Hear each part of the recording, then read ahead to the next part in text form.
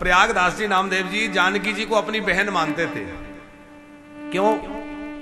बोले इनका जो है शरीर मिथिला का था, इनके कोई बहन नहीं थी।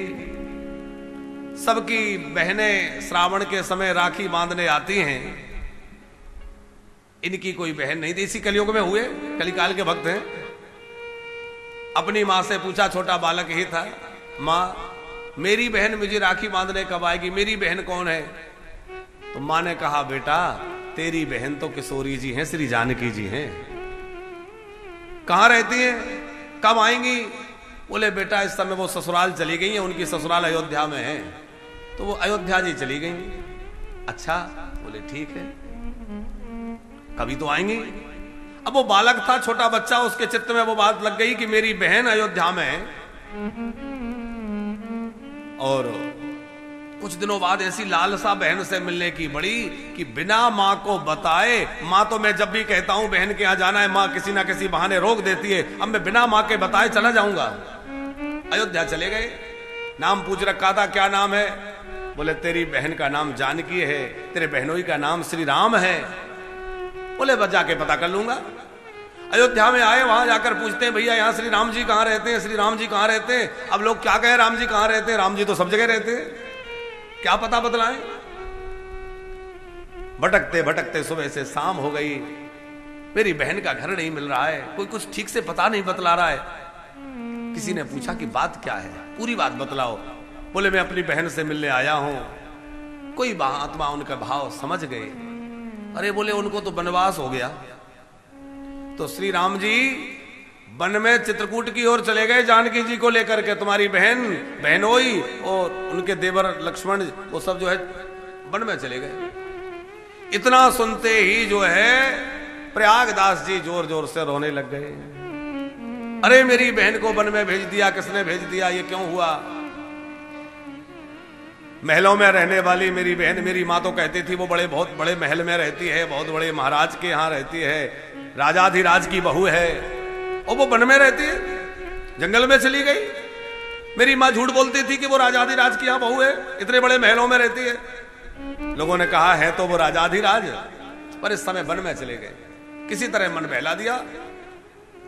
अब वो क्या किया, प्रयागदास जी तो जो है सर पे एक खटिया, चारपाई होती है ना, चारपाई सर पे रख ली, उसके ऊपर जो है कोई ओढ़ने बिछाने का सामान रख लिया और वन में चले गए चित्रकूट की ओर। जो मिलता उसी से पूछते, भैया तुम्हें मेरे बहनोई मिले थे, मेरी बहन मिली थी, मेरी बहन मिली, मेरे बहनोई मिली। अब कौन बतावे, अब ये कलयुग की बात। और वो कब, राम जी कब गए? त्रेता में।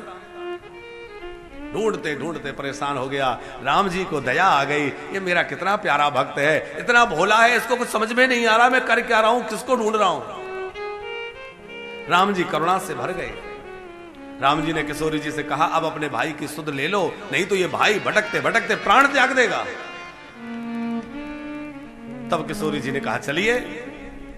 तो राम जी ने लीला दिखाई। एक पेड़ के नीचे राम जी बैठे हैं, जानकी जी विराजी हैं, लक्ष्मण जी विराजे हैं। अरे भैया किसको ढूंढ रहे हो?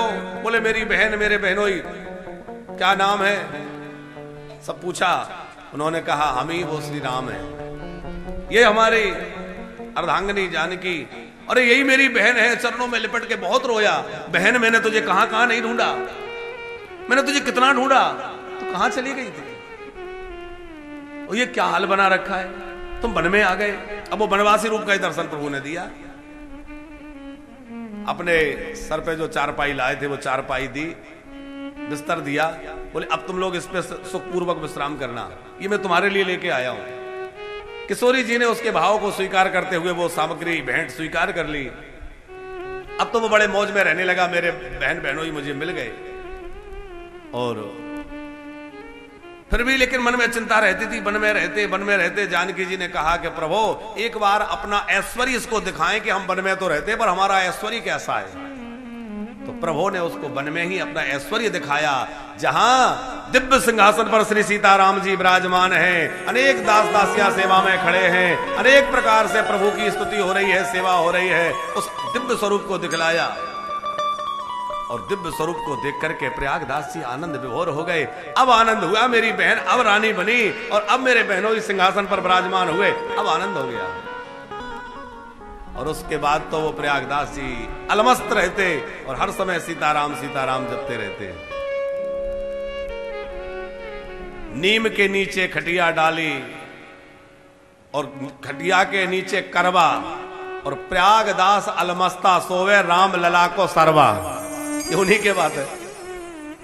नीम के नीचे खटिया मेरी, खटिया के नीचे करवा, पानी का करवा, उनकी बात है। और प्रयागदास अलमस्ता सोवे राम लला को सरवा, उनके साले हम तो मस्त रहते हैं। पर उन्हीं ने लिखा हरि हरि किसबा जपत महेशवा। तो ये बात हम यहां इसलिए लाए कि कोई सहज हो, बहुत ज्यादा उसकी वाणी में कोई साहित्य नहीं, व्याकरण नहीं, अलंकार नहीं, लेकिन उसके अंदर प्रेम है, प्रभु प्रकट हो जाते हैं।